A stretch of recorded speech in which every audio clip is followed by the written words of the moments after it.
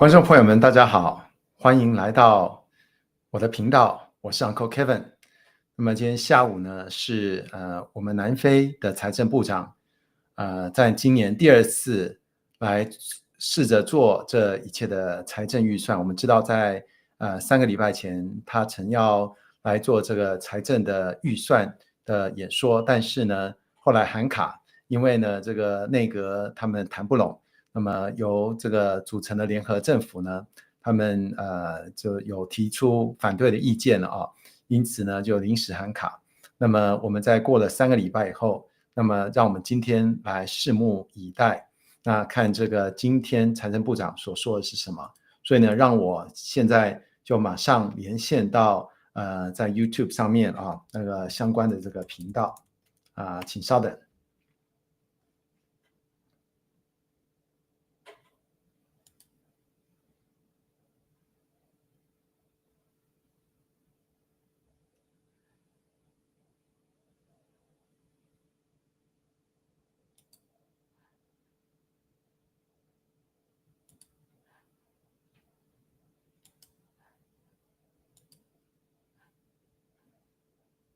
好，那我们现在就已经进入到这个频道里啊。那我这样子先开着，应该还没有开始。这个呢 ，Studio Build Up Show 啊 ，Budget Speech， 所以我们都很期待但我也看到了这里面的话呢，它这个日期也打错了啊，应该是14点，然后它是上面写是12点。所以我们的这个国会呢，他们这个整个的媒体的运作我觉得还是有待加强的地方。好，那我们就先暂时的我还继续的等候观察啊。那么现在有这个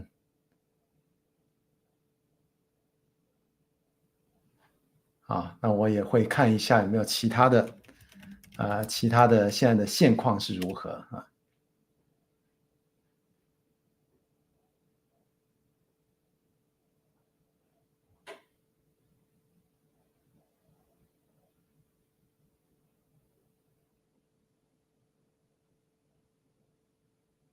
好，我看到这边有一个ENCA 的哈，那现在的状况看起来也是在等候当中啊。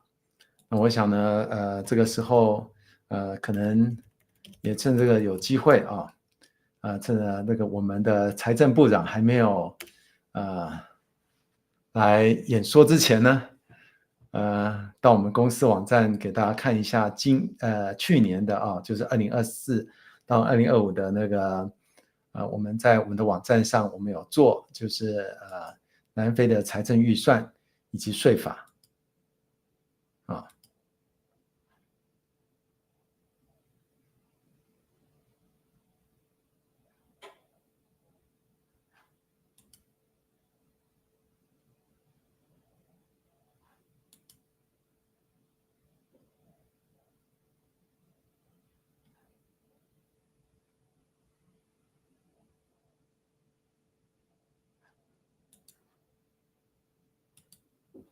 好，先给大家看一下，就是我们公司的网站网站上面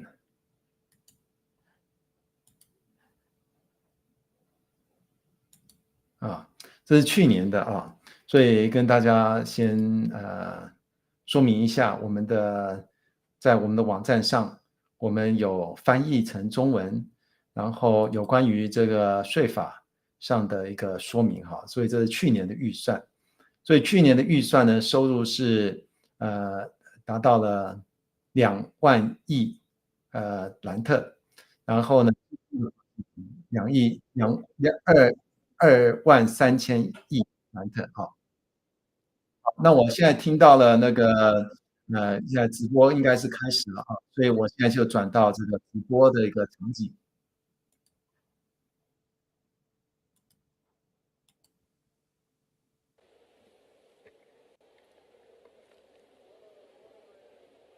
Introduction Appropriation Bill and Tabling of Division of Revenue Bill, Introduction Public Sector Pension and Related Payment Bill, Introduction ESCOM Debt Relief Amendment Bill, Introduction Revenue Laws Amendment Bill.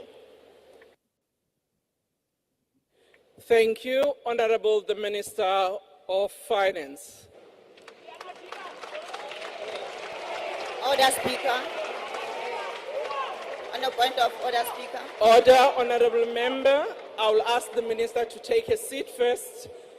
There are two members. Honorable Mauta, there's the first member who raised his hand is Honorable Manye. I'll recognize you after him. Thank you. Honorable Manye, what's the point of order? Thank you, Speaker.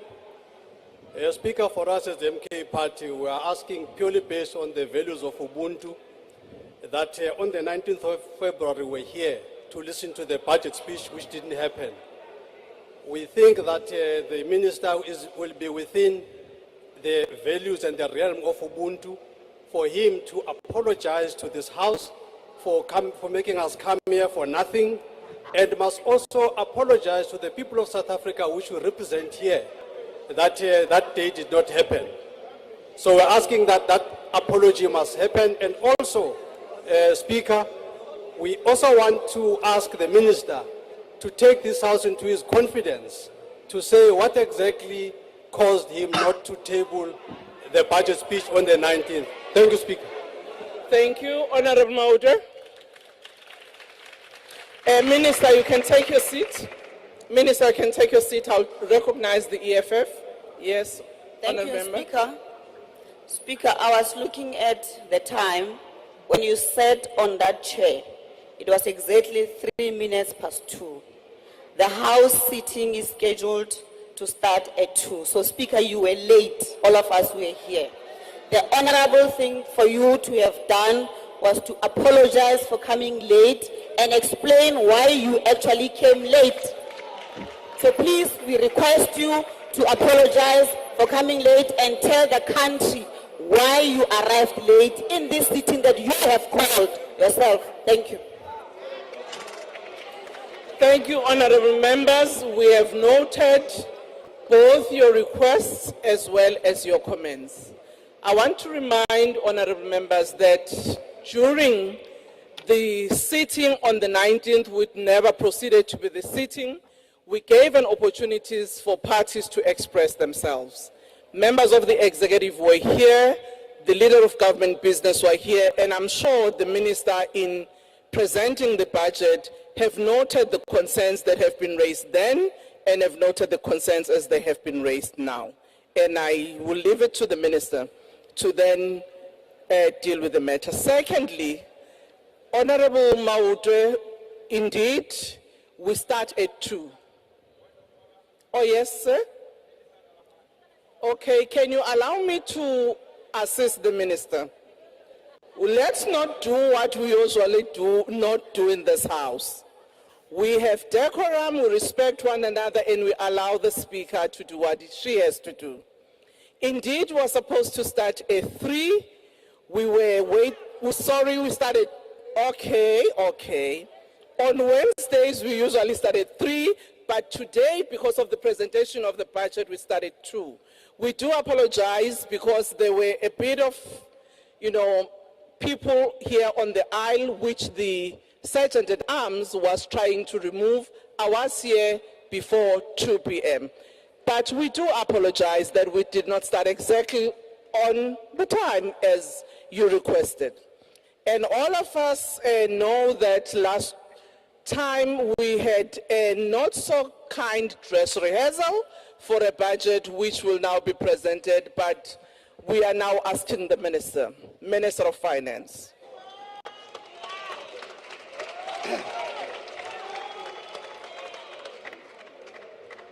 Honorable Speaker, I'll probably assure Khila that I'm going to come back to that issue later. It's taken. Honorable Speaker,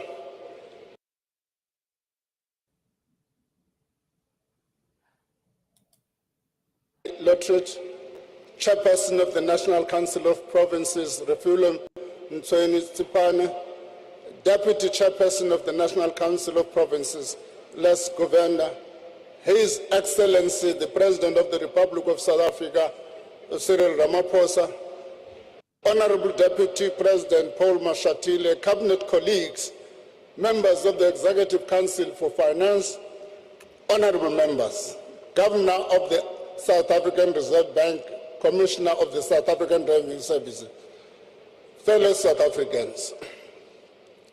Just before, I'm going to come back to that point, Phila. I have the honor to table the following documents before this House. The 2025 Division of Revenue Bill, the 2025 Appropriation Bill, the 2025 ESCOM Debt Relief Amendment Bill, the 2025 Public Sector Pension and Related Payments Bill, the 2025 Revenue Laws Amendment Bill, the 2025 Estimate of National Expenditure, the 2025 Budget Review, and this 2025 Budget Speech. Just on a lighter note, Madam Speaker, let me first, before going on that lighter note, take the point raised by Honorable Manyi. And indeed, it was an inconvenience for this Parliament and the people of South Africa. And indeed, we owe this Parliament an apology. And we owe the people of South Africa an apology. No doubt about that. We didn't like the postponement. But on a lighter note, I saw on social media something that said this budget is postponed until my favorite club wins. That is Kaizer Chiefs.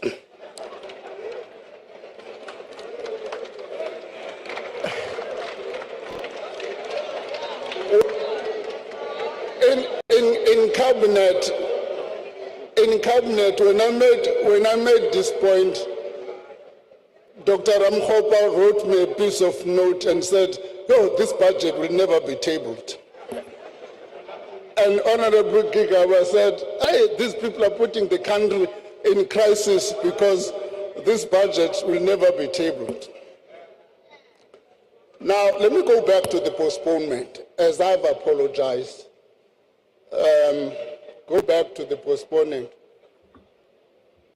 and say the postponement of the tabling of the budget 3 weeks ago was a regrettable, but perhaps an understandable feature of multi-party governance. It is also a sign of some of the difficulties associated with a multi-party democracy. But what is positive is that the delay has stimulated an unprecedented level of public debate about the difficult policy trade-offs we as a nation face.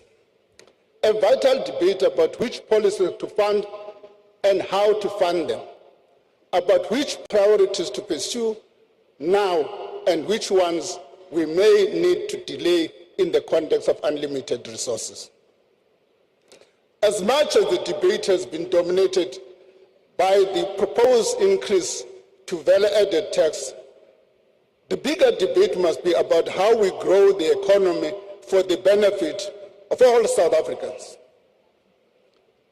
A bigger, faster-growing economy and the larger fiscal resources that comes with it would give us more fiscal room to meet more of our developmental goals. But the truth is that our economy has stagnated for over a decade. In that time, GDP growth has averaged less than 2%, far below the level required to meet our expanding list of needs. In 2024, the economy grew by only 0.6%. Over the medium term, GDP growth is projected to average 1.8%. To meet our goals of redistribution, redress, and structural transformation, the economy needs to grow much faster and in an inclusive manner. This is the central objective of the current administration.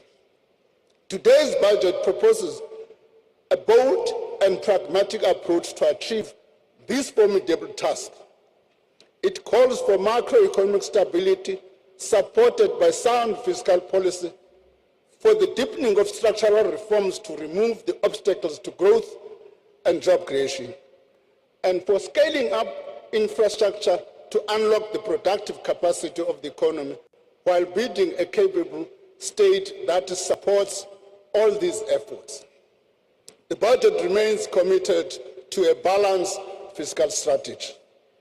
As projected in the 2024 medium-term budget policy statement, a budget primary surplus of 0.5% of GDP will be achieved in the 2025, and this will grow to 0.9% in 25-26. Government debt will stabilize at 76.2% of GDP in 25-26, while the consolidated budget deficit also narrows to 3.5% by 27-28. Madam Speaker, as debt stabilizes, a growing surplus will enable the government to reduce debt service cost as a proportion of revenue. Some of these savings will be used to build up fiscal buffers that we need as protection against future economic shocks.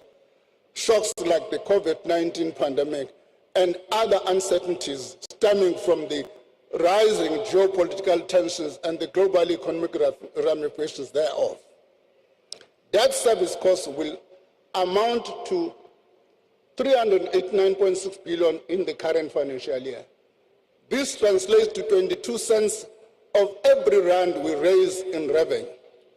It is more than what we spend on health,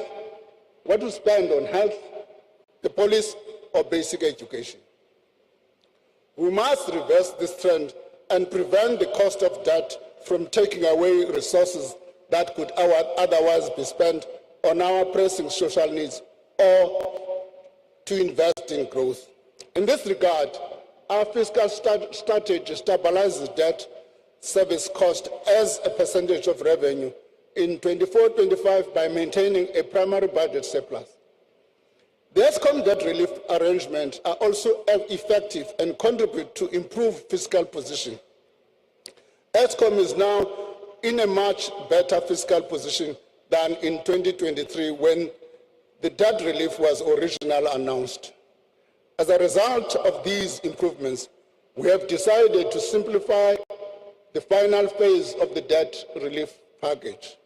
The last 70 billion debt takeover will now be replaced with a 40 billion in 2025-26, 10 billion in 28-29.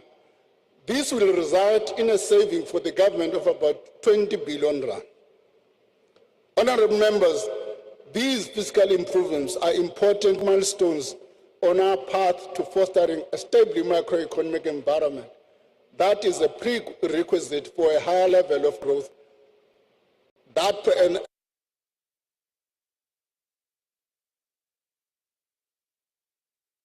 strategy to achieve faster growth remains anchored in the following 4 pillars: maintaining macroeconomic stability, implementing structural reforms, improving state capacity, and accelerating infrastructure investment. Maintaining macroeconomic stability, inclusive of prudent fiscal policy, promotes stable prices, lowers interest rates, and enhances the country's resilience to external shocks. This creates a conducive environment for investment. Implementing structural reforms removes impediments to growth and creates a solid foundation for a higher and sustained economic growth. Madam Speaker, it was out of this realization that economic growth and fiscal stability are mutually reinforcing that Operation Vulindlela was formed as a joint venture between Treasury and the Presidency to fast-track the implementation of the structural reforms. Its objectives were to stabilize the supply of electricity, create a competitive and efficient freight logistics system, reduce the cost of and improve the quality of digital communication, ensure a stable quality supply of water, reform the visa regime to facilitate skilled immigration and support tourism. Since its establishment in 2020, Operation Vulindlela has made real progress in achieving these objectives. For example, the energy reform that created 22,000 more than 10,000 megawatts are formally registered with NESA, which is of the last step in the regulatory process.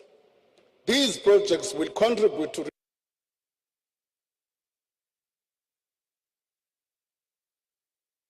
was approved.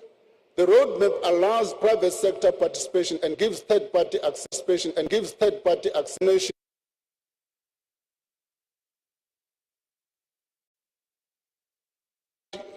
gigabyte data bundle has declined by 51%, allowing individuals and small businesses to access more affordable data. The water use license backlog has been cleared, unlocking billions in investment and freeing projects that had stalled because of the backlog. The water quality regulatory system was reinstated for the first time since 2014. This is the green drop, blue drop, and no drop certification that enables effective intervention in supporting failing municipalities to provide clean water to citizens. E-visas for travelers from 34 countries have been introduced to significantly boost tourism.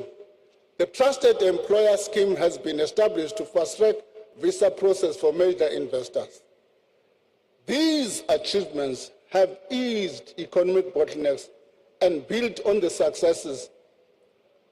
So phase 2 of OV will focus on the following: through existing reforms in energy, water, logistic, and visa system. Strengthen local government in improving the delivery of basic services. Harnessing digital public infrastructure as a driver of growth and inclusion. And creating sufficient productive and inclusive cities. Madam Speaker, infrastructure is a key pillar of our growth strategy.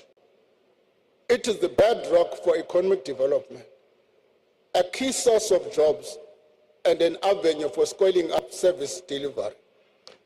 This budget reflects that understanding. Allocation towards capital payments are the fastest growing area of spending by economic classification. Public infrastructure spending over the next 3 years will amount to more than 1 trillion rand. The spending will focus on 3 sectors: 402 billion rand for transport and logistics, 219 billion for energy infrastructure, 156 billion rand for water and sanitation. In transport, the South African National Roads Agency will spend 100 billion rand over the medium term to keep the national road network in good condition. Provincial roads departments will reseal over 16,000 lane kilometers of roads in their areas of authority. Passenger Rail Agency of South Africa is making steady progress to rebuild the infrastructure to provide affordable commuter rail services. To sustain this progress, we have provisionally allocated an additional 19.2 billion over the medium term for critical signaling. This will enable commuters from areas such as Mamelodi, Wamashu, Motherwell, Khayelitsha, Naledi, to name but a few, to catch a train every 10 minutes.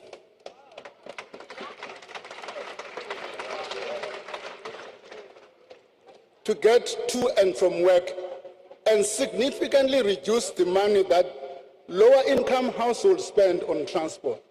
Let me pause and show an example. Let me pause. The World Bank has produced a report. People tend to be selective when they read the right report. They don't read what they don't like. What that report says is that rand for rand, if we were to compare a worker from South Korea and a worker from South Africa, rand for rand, the South African worker gets lesser disposable income than South Korea. The explanation is cost of transport. In South Africa, that cost of transport is affected by two things: the spatial dimension, and secondly, the cost of transport. And these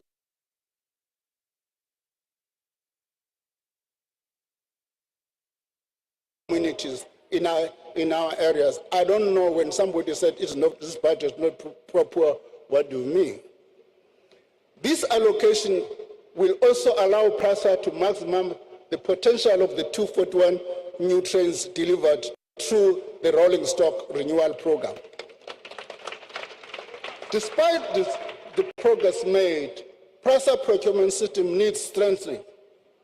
The management of the unit of the entity has already instituted measures to strengthen their procurement weaknesses. This includes getting support from the National Treasury to build capacity and mitigate risks, and undertaking live audits for larger procurement projects. In the water sector, we are investing in several large-scale dam projects that are ramping up or entering construction. The Mkomazi project is expected to commence construction in November 2027, transferring water into the Mngeni water supply system.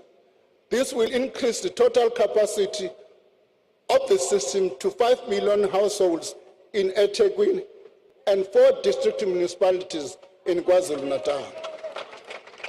The Bergville augmentation scheme is expected to start in July 2026.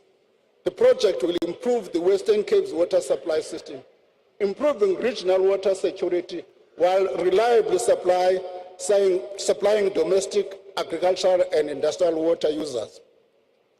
To further accelerate infrastructure delivery and effectiveness, we are continuing reforms to facilitate greater private sector participation, capital budget reform, and alternative infrastructure financing.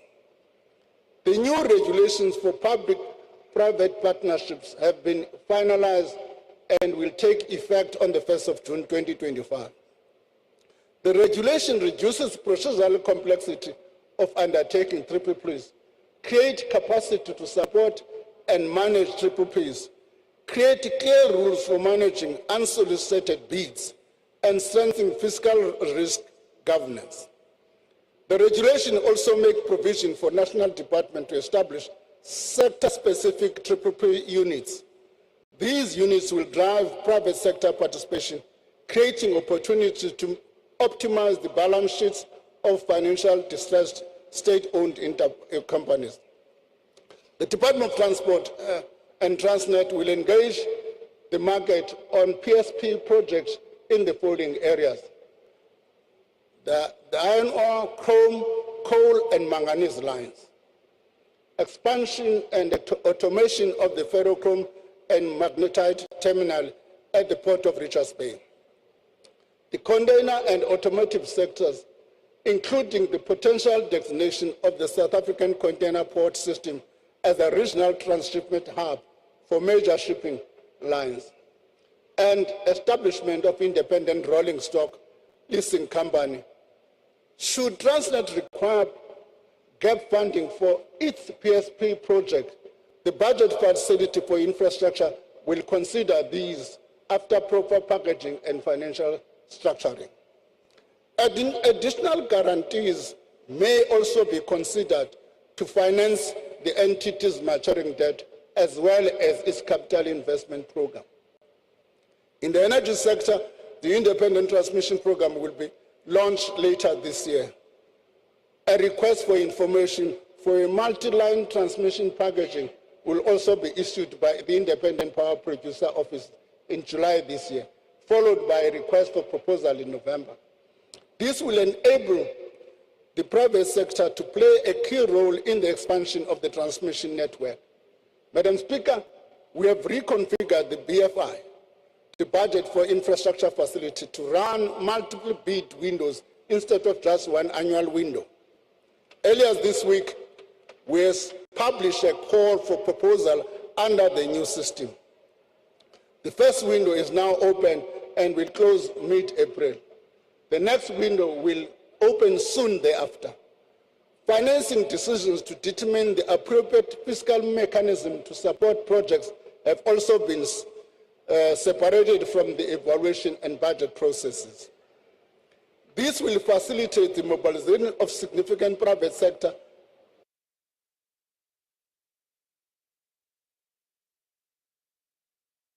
financing for proposals approved during the special window last year. Lastly, our efforts to diversify the financing structure to support infrastructure are taking shape. A credit guarantee vehicle to mobilize private sector capital by de-risking projects will be launched in 2026. Its initial focus will be on independent transmission, aimed at bridging the energy transmission deficit. Once the vehicle has demonstrated its efficacy, it will be broadened to include other sectors. Government will issue its first infrastructure bond in 25-26. We will also introduce other innovative financing instruments to diversify the infrastructure fund sources. Financial institutions, including pension funds, banks, development banks, and international financial institutions, have already expressed interest in participating. This, Madam Speaker, is how we plan to leverage infrastructure investment into the economy and improve access to social services the people get. Madam Speaker, there are several persistent spending pressures in health, education, transport, and security. These have to do with the government properly fulfilling its service delivery mandate. After careful consideration, the government has decided to fund these. Deferring the funding of these sectors further would compromise the government's ability to meet its constitutional obligation to those people. To raise the revenue needed, the government proposes to increase the VAT rate by 0.5 percentage point in 25-26 and by another 0.5 percentage point in the following year. This will bring the VAT rate to 16% by 26-27. Let me pause for a moment. Let me pause for a moment and say, Order, honorable members. Let's allow the minister to finish his presentation. Madam Speaker, should the spending reviews and other measures we're embarking on yield enough extra revenue, we will reassess the need to embark on the second 0.5 percentage point increase to VAT. Government also proposes no inflationary adjustment to personal income tax brackets and medical tax credits. These measures will raise 28 billion in additional revenue in 25-26 and 14.5 billion in 26-27. Madam Speaker, this decision was not taken lightly. I can tell you now, no Minister of Finance is ever happy to increase taxes. We are aware of the fact that a lower overall burden of tax can help to increase investment and job creation and also unlock household spending power. We, however, have had to balance this knowledge against the very real and pressing service delivery needs that are vital to our developmental goals, and we cannot be further postponed. Honourable members, we thoroughly examined alternative raising the VAT rate. We weighed the policy trade-offs involved in increasing the corporate and personal income taxes. Increasing the corporate and personal income taxes would generate less revenue while potentially harming investment, job creation, and economic growth. Corporate tax collections have declined over the last few years, an indication of falling profits and a trading environment worsened by the logistic constraint and rising electricity cost. Furthermore, South Africa's corporate income tax collections are already higher than most of our peer countries. On the other hand, an increase to the personal income tax rate would reduce taxpayers' incentive to work and save. Our top personal income tax rate and our personal income tax collection as a percentage of GDP are far higher than those of the most developing countries. Increasing it is therefore not feasible. Taking on additional debt to meet the spending pressures was also not feasible. The amount is simply too large. The cost of borrowing would be unaffordable. Our sub-investment credit rating would also make this level of borrowing costlier and put us at a risk of even further downgrowth. Madam Speaker, VAT is a tax that affects everyone. By opting for a marginal increase to VAT, its distributional effect and impact were costly considered. The increase is also the most effective way to avoid further spending cuts and to enable us to extend the social wage. The government is very aware of the cost of living pressures faced by households, including higher food and fuel prices and rising electricity and transport costs. This is why we are taking concrete steps to protect vulnerable households. This is done through providing social grant increases that are above inflation, expanding the basket of zero-rated items to include vegetables, dairy liquid, blends, meats and poultry products. We are also not increasing the fuel levy for another year, saving consumers around 4 billion. Madam Speaker,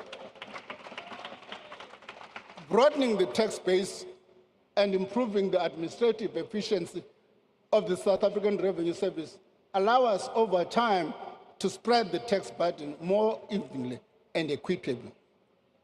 With this in mind, SARS is allocated 3.5 billion in the current financial year and an additional 4.4 billion over the medium term. That takes the total SARS allocation to 7.5 billion over the medium term. By the end of February this year, SARS reported a significant increase in undisputed debt. This means billions of rand are owed to the state. The revenue collector has also detected 156,000 taxpayers who are not registered and who have not filed despite their substantial economic activity. We therefore call on all South Africans to comply with the law and support SARS in its endeavor to collect the revenue that enables government to fund and provide critical services. I also want to emphasize the importance of tax compliance. I thank all compliant taxpayers who pay their fair share of taxes. I also encourage those that are not compliant to do the right thing. The rewards of higher tax compliance and efficiency take time. Once again, the investment we make today in SARS will allow us to collect at the time to make improvements. Madam Speaker, the revenue proposed through the tax measures announced in this budget will contribute largely to us providing 232.6 billion in additional funding to key programs over the medium term. This amounts to 102 billion in 25-26, 68 billion in 26-27, 62 billion in 27-28. The funding is for spending pressures for infrastructure investment, social protection, a higher than anticipated public service wage bill, a provisional allocation for critical frontline services. Honourable members, in the last year alone, public sector health system lost close to 9,000 health workers. we did not have enough money to retain or replace them, even after reprioritizing funds budgeted for consumables and medicine. Accruals in this sector, which is the money owed by department to vendors for service already provided, also ballooned to 22 million. Let me just dramatize this thing. How it works is that in a Department of Health in a province, they you provide services. The Department of Health does not have money to pay you now. They are going to wait for April. In April, they pay you with new money for the previous year. The second year, in 25-26, they don't have money to pay for the new ones. So it can't be allowed to go on like that. It can't be allowed to go like that. Will be any responsible government if we allow such things to happen. And as a result, therefore, our health services are becoming dysfunctional. This means that the money allocated to departments ends up paying for previous year services and goods rather than for the current needs, setting off a vicious cycle of budget shortfalls, unpaid invoices, and a crisis in cash flow and the planning and the predictability of budgets. This is an untenable situation that we could not leave unresolved. As a result, consolidated spending, which exclude interest payment, increases from 2.4 trillion in 24-25 to 2.83 trillion in 27-28. Provinces will receive 2.4 trillion over the medium-term period. This budget includes allocation to support critical provincial functions related to health and education. We trust that the allocation will be used for their intended purposes. I must repeat, because these funds that are allocated to provinces go through what is called an equitable share. Once they become part of the equitable share, the decision to divide that money and allocate becomes a provincial one. And the provincial government is at liberty to use it in any manner it decides. And the final product is the loss of capacity in health services. The local government equitable share will increase from 99.5 billion in 24-25 to 115.7 billion in 27-28. This is to fund increases in the cost of bulk water and electricity costs provided for free to needy households. In 25-26, 83% of the local government equipment share provides free basic services package for R610 per month to 11.2 million poor households.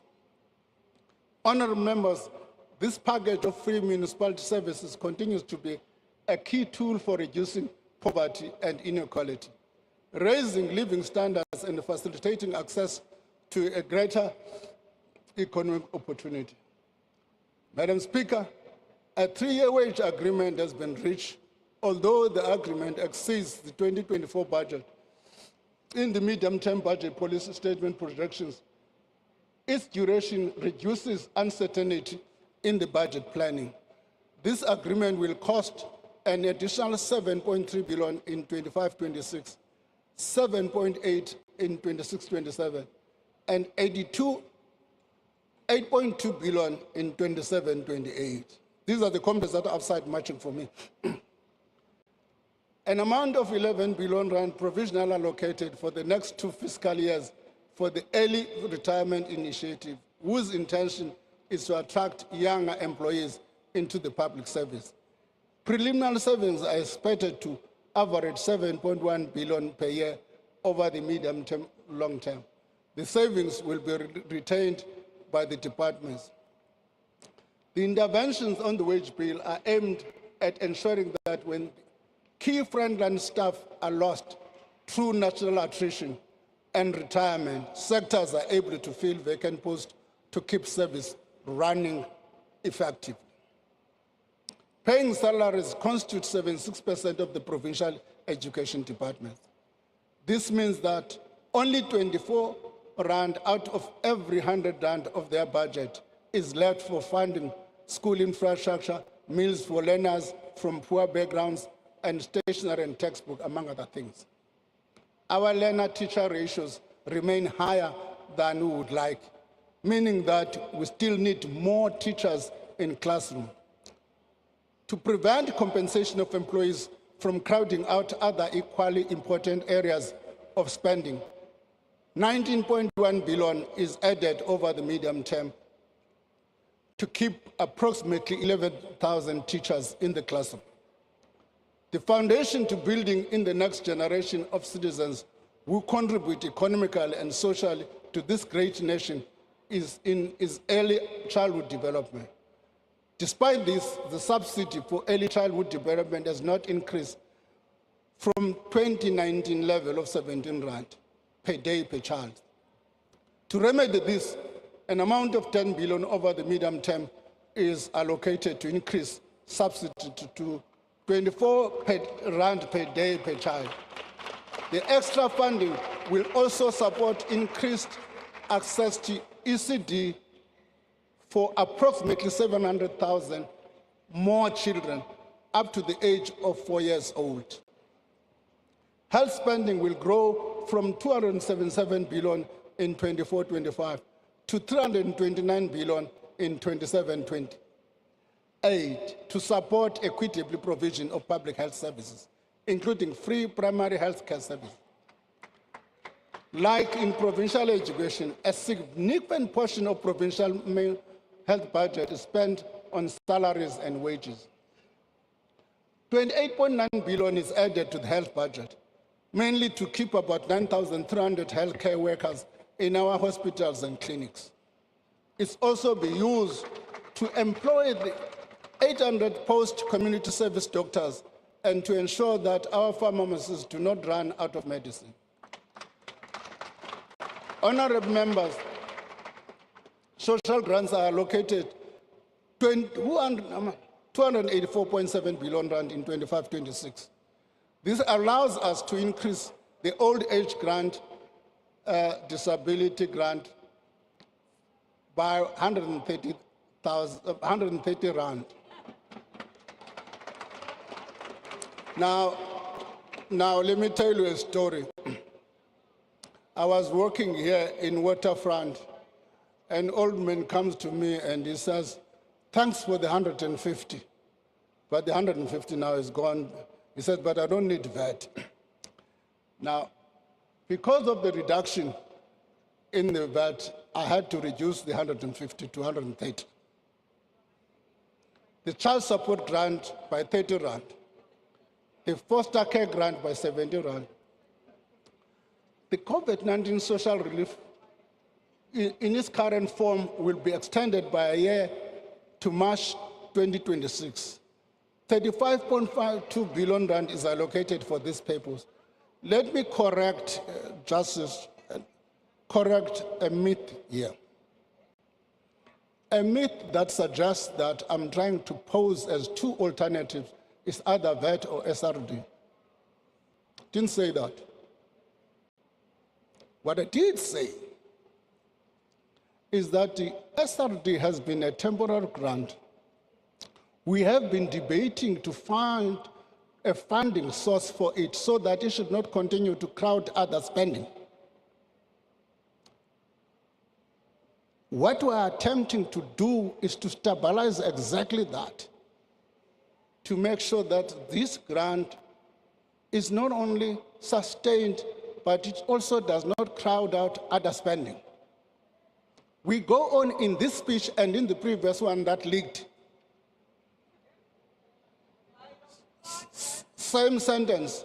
As announced by the President in the State of the National Address, the SRD will be used as a basis for the introduction of sustainable form of income support for unemployed people.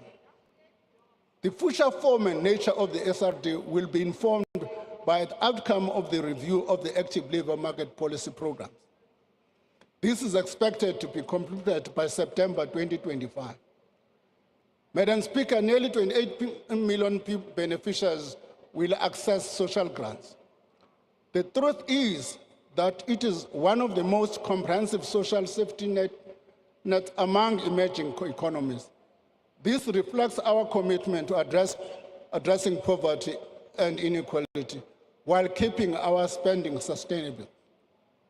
In this budget, we have also made a provision to replenish the funding for our security functions and peacekeeping commitments. 9.4 billion is allocated to fund the Defence Force and correctional services. Over the medium term, 5 billion has been allocated to the Department of Defense to support South Africa's participation in the SADC mission in the Democratic Republic of Congo and to supplement existing peacekeeping activities. We will continue working with the Department of Defense on ways to change the composition of expenditure to modernize the Defense Force moving forward. Madam Speaker, combating financial crimes and corruption is essential to protecting the integrity of our economy and the institutions that foster stability and social well-being. Funds are allocated for enhancing the financial forensic and accounting capabilities in our law enforcement institutions, further strengthening our ability to detect and prosecute complex economic crimes. These efforts address recommendations from the Financial Action Task Force and the State Capital Commission, ensuring that we continue to fight money laundering and the financing of terrorism with urgency and precision. There are remaining issues that require work during the year, which may require funding later in the year. These include infrastructure projects in the BFI, the rolling stock fleet renewal program, accommodating population changes that impact on provincial equitable share, in particular the 3 provinces, strengthening capability in the Office of the Chief Justice, Statistics South Africa and the South African Revenue Service were already attending to it. An issue which has been raised is also the issue of political funding and infrastructure provision for real houses. Madam Speaker, our ability to deliver public service depends on having a competent, capable, and ethical state. Delivering a reliable and sustainable core services is a priority for this government. Our focus must remain on more effective and efficient service delivery and proper combination between personnel expenditure, operating costs, and the maintenance of physical facilities and assets, supported by professional and efficient administration. For over a decade, budgets have been trimmed across the board. While these measures have helped maintain fiscal discipline, they have often been implemented without a thorough interrogation of whether the funds we allocate truly support our national priorities. We must acknowledge that over time, budgets tend to grow incrementally, often carrying forward historical allocations without necessarily reflecting the evolving needs of our country. This approach has led to inefficiencies, misalignment, duplication, and in some cases, the continued funding of programs that do not yield the intended impact. We recognize the urgent need to address this. We are not deaf to the public concerns about wasteful and inefficient expenditure. We know that we must earn the taxpayers' trust every day by spending public money with care and ensuring that every rand collected is spent on its intended purpose. Since 2013, as part of the ongoing evaluation of the operation of government, national treasuries and provincial treasuries have undertaken 240 spending reviews. These reviews range from a number of things such as officer accommodation, fleet management, and so on. However, We have agreed, out of a long discussion with colleagues in government, including the President, that we need to focus on this area of spending reviews. And as such, change the institutional arrangements that we have and locate the spending reviews in the President's office. In that sense, incorporate some of that work to the Operation Vulindlela moving forward. So we are going to give that institutional capability moving forward. The consolidated recommendations of these reviews and other things, including this, as I've indicated, the President has also undertaken to do this, to take this work together with National Treasury. Thank you for this commitment, Mr. President.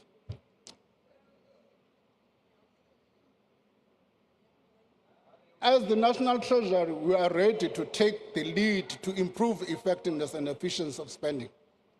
We will, together with the President, undertake an audit of ghost workers, starting within in national and provincial departments.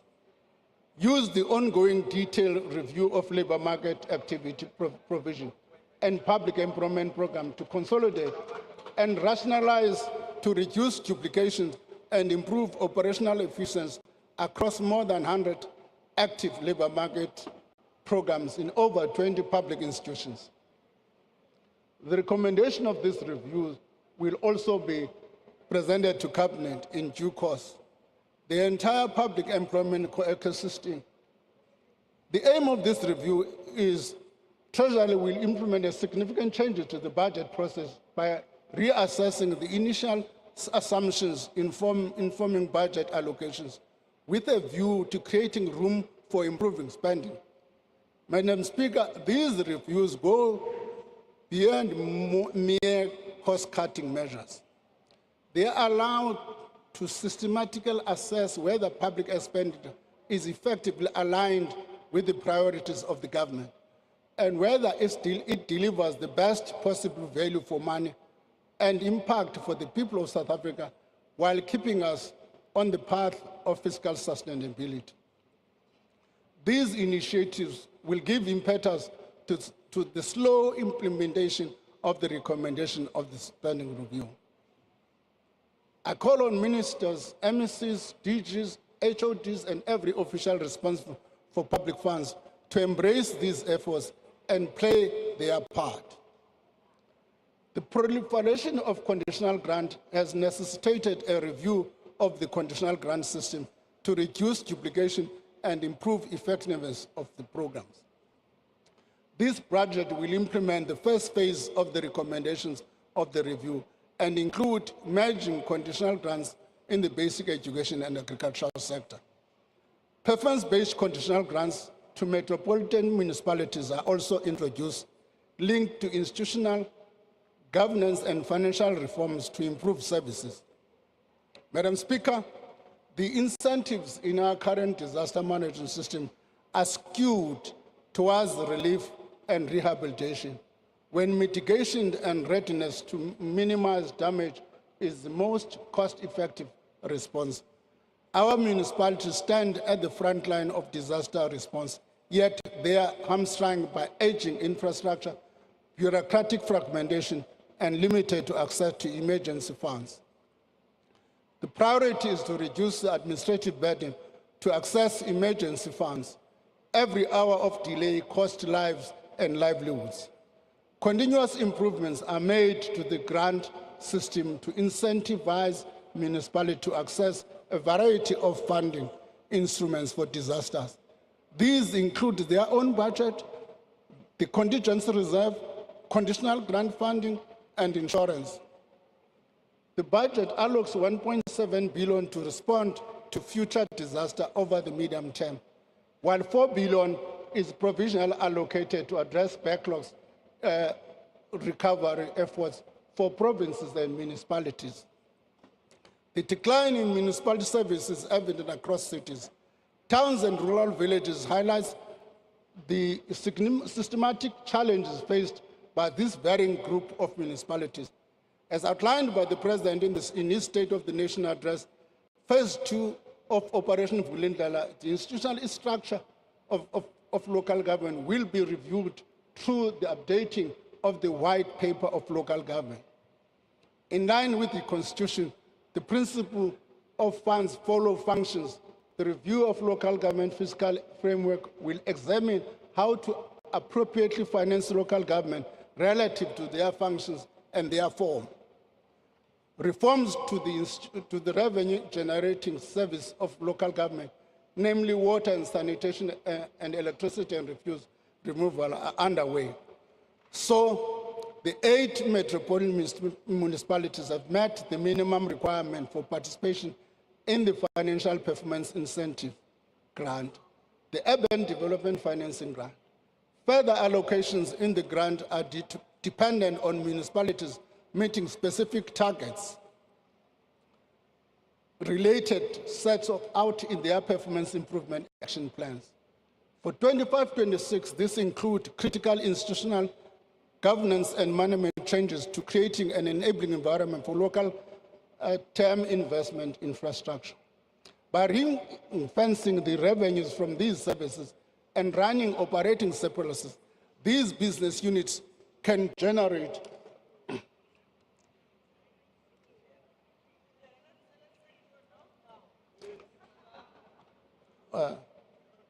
I'm not saying these units can generate funds for infrastructure improvements to deliver quality services.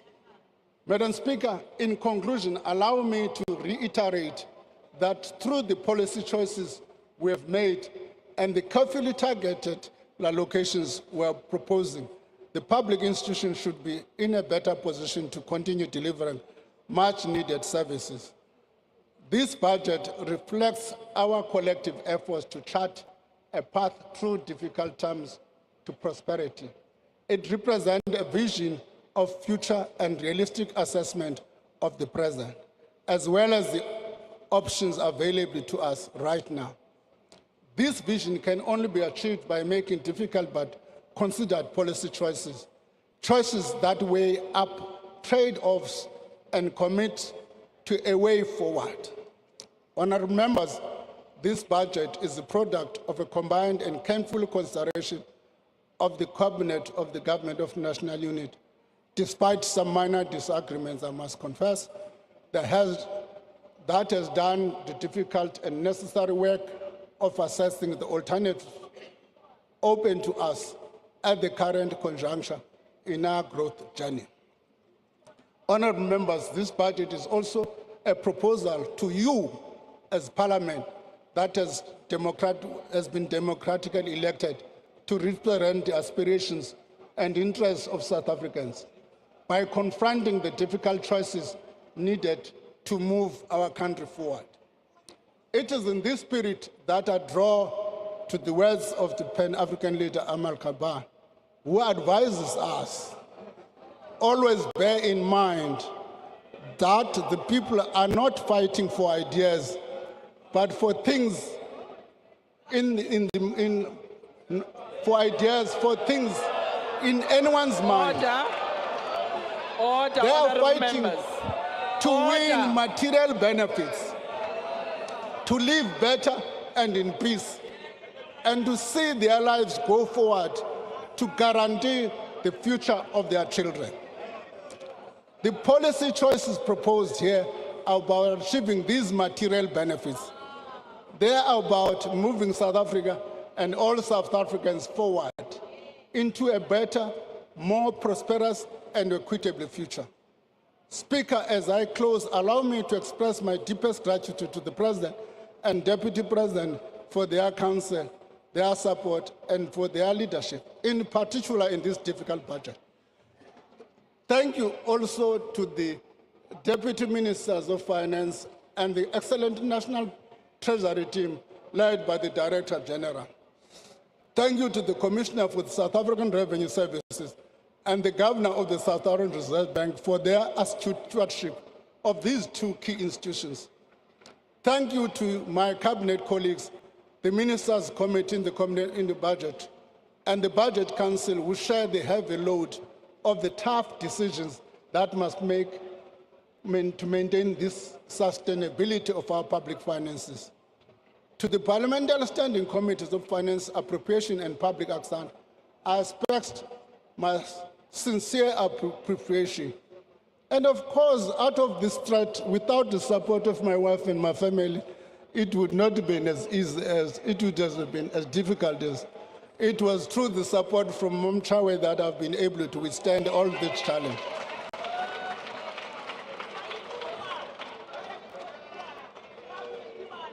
Lastly, thank you to South African people who continue to entrust their aspiration to us. I thank you. Thank you, Honorable Minister.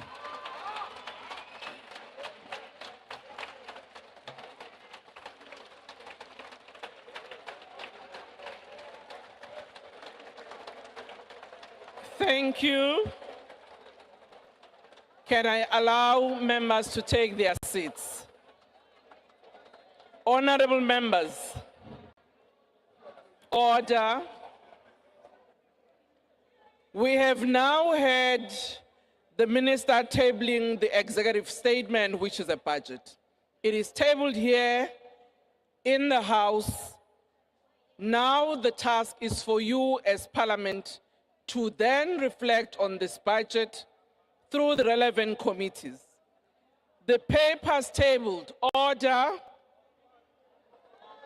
Order, Honorable order. Thank you. Honorable members, order. Order. Honorable members, just ignore the people that are going out. Allow me to address you. You have now heard the budget tabled. Order. Honorable members, you will have your chance to address the media as you go out. But for now, just listen. The budget has been tabled. It is now going to be referred to relevant committees to interact with the budget, which allows you an opportunity as public representatives to engage with this executive statement. And it will then come back for debate in this very House, where you will express your views. For now, the House is adjourned, and we thank the Minister for the budget. I request members to stand. Order. I request members to stand and wait for the presiding officer and the maids to leave the chamber. That concludes the business of the meeting. John.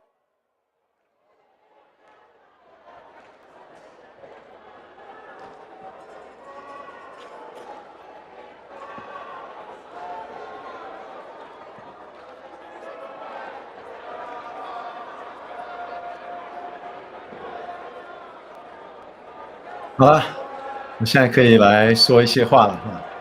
就我们现在看到那个他们的，刚才我们看见就是财政部长致辞结束啊，那么他致辞差不多1个小时的时间啊。那么刚才最后结束的时候呢，我们看见了有一些的Parliament 里面的一些的议员呢，他们没有遵照会议程序呢，可能就是听完了讲话，又急忙要跑出去啊，然后呢，可能就是想要接受媒体的访问，然后呢，被被国会会议长就是呢一直讲 order， 我们看见了这个南非的这个秩序啊，还是有待加强的哈。然后呢，他们现在我们看见。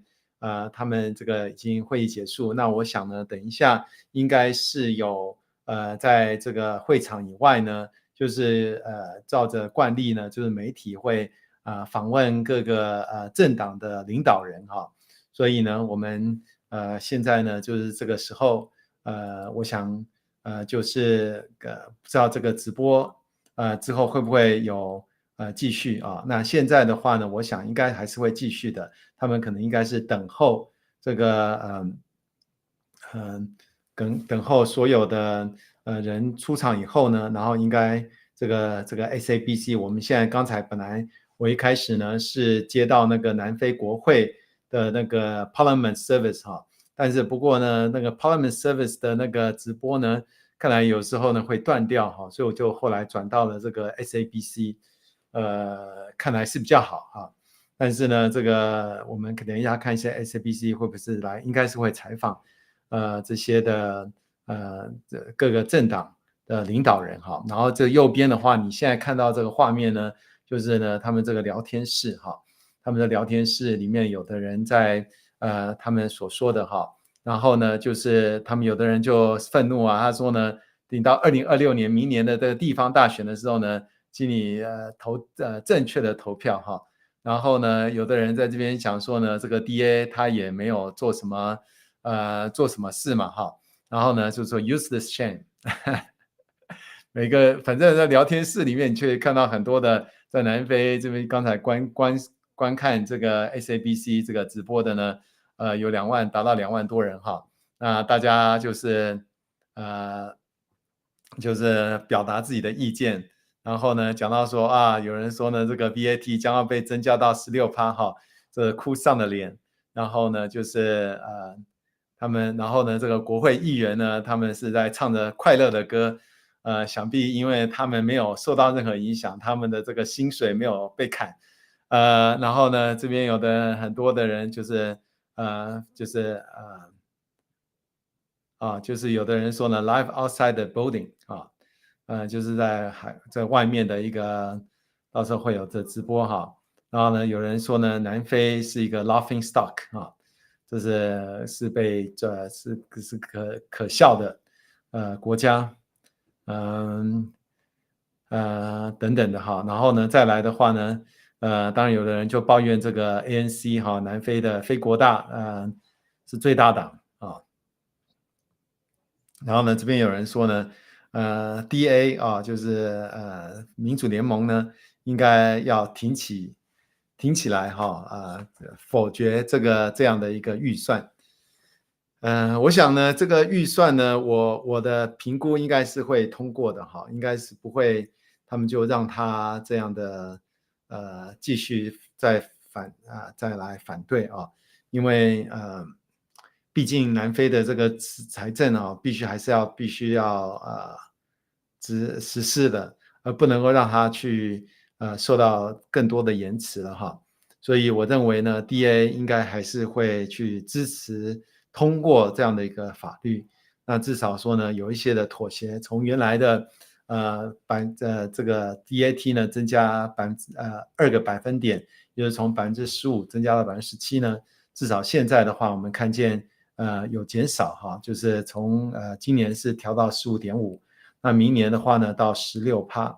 那当然呢，这对于我们在南非的老百姓来说的话呢，这个还是一个不是好的结果啊。但是我们英文说 What can we do？ 因为呢，就是由我们的当家的这些的政治，我们的这些的国会议员，然后还有就是说政府他们所说的哈，那将来当然这个国会呢，应该我想是会通过的哈。那我们能够做什么呢？那所以我们只能勒紧腰带吧，来继续的来过生活吧。好，这个是我所看到的哈。这个我再看一下有没有那个南非，我先退出这个sharing哈 ，screen sharing，然后我看一下有没有其他的开始，有关于任何的这个方面哈，这个 budget speech 的哈。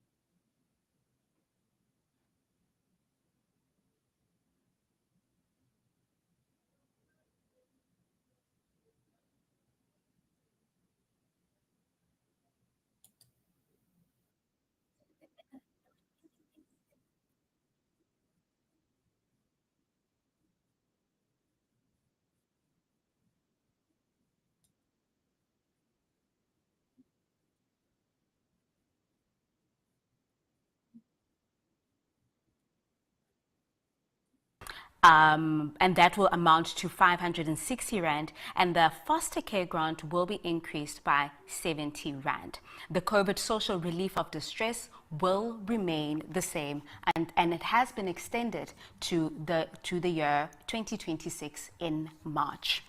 Now, when it comes to peace and security, and this has been a contentious issue, especially with the fallen soldiers of South Africa in the DRC earlier, he says that over the medium term, 5 billion Rand will be allocated to the Department of Defense to support South Africa's participation in the Southern African Development Community, that's the SADC region, mission in the Democratic Republic of Congo, and to supplement existing peacekeeping activities. And of course, 9.4 billion Rand has been allocated to fund the Defense Force and correctional services. Now, moving on to ensuring that government cushions households, especially within the cost of living pressures that we find ourselves in. The minister has said that the reason why they have taken such concrete steps to protect vulnerable households is to ensure that they cushion the cost of living pressures that you feel at home. And they have done this by providing social grant increases that are above inflation and expanding the basket of the VAT zero-rated food items to include canned vegetables, dairy liquid blends, and organ meats from sheep, poultry, and other animals. And another thing that they have done is that they are not increasing the fuel levy for another year, saving consumers around 4 billion Rand. Of course, another contentious issue, was resourcing SARS and ensuring that the collection of revenue is done so in an efficient and effective way. And in this case, the minister has said that broadening the tax base and improving the administrative efficiency of South African revenue services allows them over time to spread the tax burden more evenly and equitably. And as a result, SARS has been allocated 3.5 billion Rand in the current financial year, and in an additional 4 billion Rand over the medium term. Now, with that, of course, we've spoken about the Defence Force. We've spoken about the social grants that are very important to us. And right now, outside the dome, we are getting some reactions from members of Parliament. Stay tuned. You're watching Parliament's TV. Increase in petrol prices and electricity prices and the cost of living. On top of that, they are adding VAT increase, which clearly shows that they want to suffocate South Africans to an extent of not having anything to live by. Look, if they want to raise money, why do they not go after the irregular and wasteful expenditure, which is in excess of 126 million? Now, if you look at also the comparison between VAT, the amount that has been raised by VAT, as opposed to the amount that has been raised by the prices and electricity prices, the country cost of living. On top of that,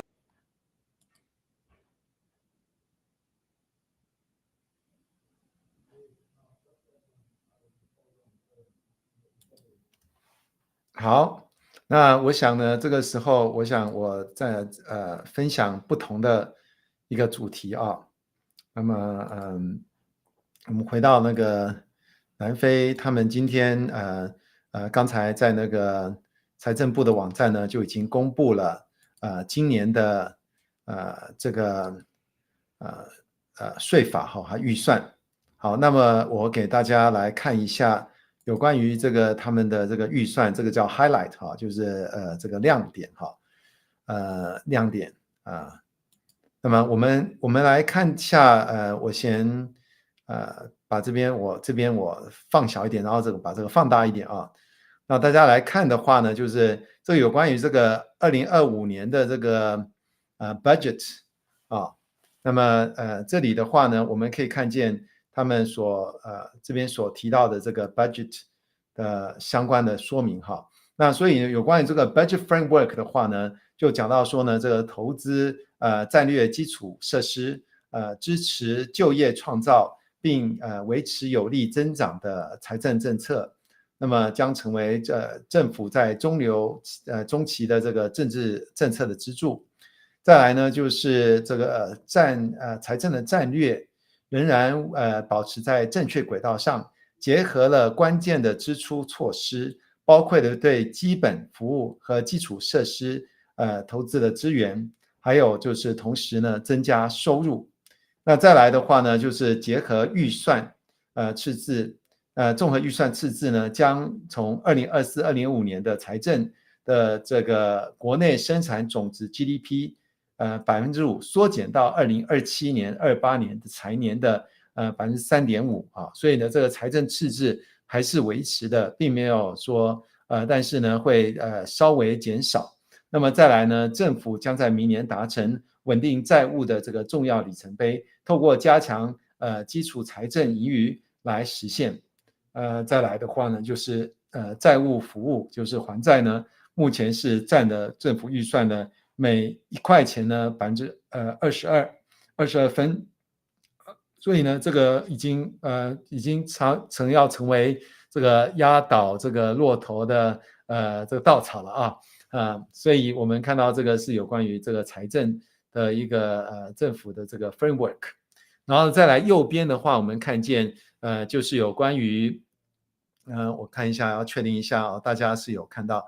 那有关于这个政府的预算的话呢，就讲到说呢，2024年的这个GDP 的成长率是 0.8 啊，那今年的这个预计的经济成长是 1.9， 那么2026年是 1.7， 2027年是 1.9 啊，所以呢，这个南非的政府呢的预算的南非的经济成长呢还是有成长的，但是呢，我们可以看见成长速度是相当缓慢啊。我们知道中国政府在上个礼拜这个两会呢，他们就是要经济成长预计今年是要 5% 啊，所以呢，中国成长的这个速度的话呢，还是比南非要来得快啊。那么南非呢，就是维持在不到2% 的经济成长率这样的一个情况，然后再来呢，有关于那个通货膨胀率的话呢，维持在差不多 4.3% 啊，今年是 4.3%，明年是 4.6%， 然后大后年是4.4%。好，那么我们再来看到呢，就是有关于政府的支出的话呢，我们看见未来的3年哈，我这边稍微放大一下。来看一下这个政府的这个支出啊。好，这边看到政府支出的话呢，就是收入，今年是我们这是2.2万亿啊，2.2万亿兰特，明年是2.37万亿兰特，那大后年是2.52万亿兰特啊。那么再来，我们看见支出的话呢，今年的支出是2.59万亿兰特，明年是2.7万亿兰特，后年是2.83万亿兰特啊。那么我们看见每年的话呢，都是预算都是透支啊。那么今年是达到了就是 GDP 的 4.6%， 明年是 3.8%， 后年是 3.5%。不过呢，我觉得以南非政府的一个管控能力呢，我觉得都是会超过的啊，超过他们现在这种预算的。那么再来的话呢，我们看见南非的这个GDP 国内生产毛额哈，说生产总值，那么就是在今年呢预计达到了8万亿兰特，明年是 8.5万亿兰特，后年是9万亿兰特的样的这规模哈。那么我们再来看到呢，就是南非的政府的一个支出哈。那么我们来看到，我们就关注在今年吧啊，今年的话呢，有关于就是教育方面的话呢，这个支出是5087亿兰特，然后那个健康医疗方面呢是将近3000亿兰特。那么有关于这个福利就是这种各种的社会福利支出补助，那么像是有关老人年金啦，还有就是说呢，有关于这个 social relief grant 哈，这些的话呢，今年达到4223亿，然后再来是 community development 哈，然后呢，这个有关于经济的发展方面的话是也将近了3000亿。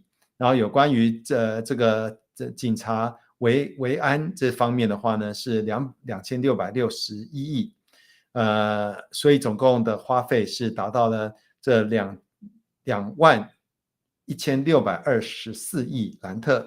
那么再来的话呢，我们看见呢就是4000多亿花在就是还债啊。那么所以呢，这是南非今年的这政府的支出。好，那我们有这样的一个概念以后，然后我们看到有关于这个南非的这个税收的话呢，今年度呢我们看到这个税收最高的就是个人所得税啊，个人所得税要承担的是8111亿，然后再来是 VAT， 我们听到了这个财政部长的公布呢，那 VAT 会从15涨到15.5这样的一个 VAT 啊，那么这样的话呢，这个 VAT 的这个税收是将近5000亿兰特，然后再来的话呢是企业税啊是3313亿兰特，再来就是关税这方面的话呢是1554亿兰特，有关于燃油税的话呢，如同财政部长公布不增加，那这个燃油税的部分呢是9020亿兰特哈，902亿兰特会给南非的税收，然后再来其他的部分的话呢是1185亿兰特。好，那么我们接下来的话呢就是看到有关于南非的这个收入这个支出的方面哈。那支出的方面的话呢有1520亿兰特呢是花在就是有关于各样的社会的福利，还有就是有关于教育哈，还有就是健康方面，还有这个就是社会福利啊，这个各种的一种的津贴哈。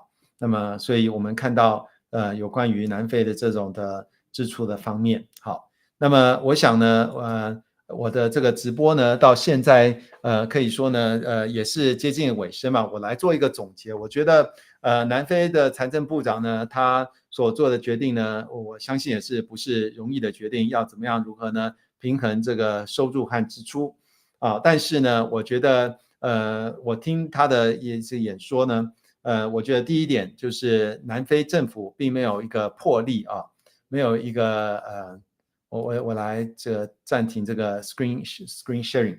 那我觉得第一点的话呢，南非的政府还是没有显出了魄力。我想这个 ANC 呢还是没有跳脱到过去的一个这个模式哈，它还是遵循了过去这种模式。那么但是呢就有点我的形容就是像青蛙煮水一样。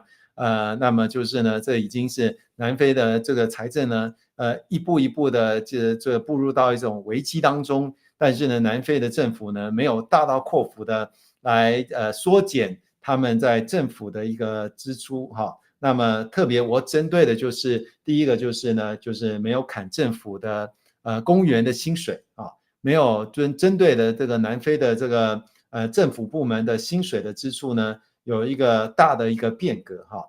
那我真的非常希望南非的政府呢，能够至少学到那个美国川普总统的这个有关于这个他们的 DOGE 啊政府效率部门。我觉得南非呢真的很需要有这样的一个政府效率部门呢，来大刀阔斧的针对没有效率的来把它砍掉啊。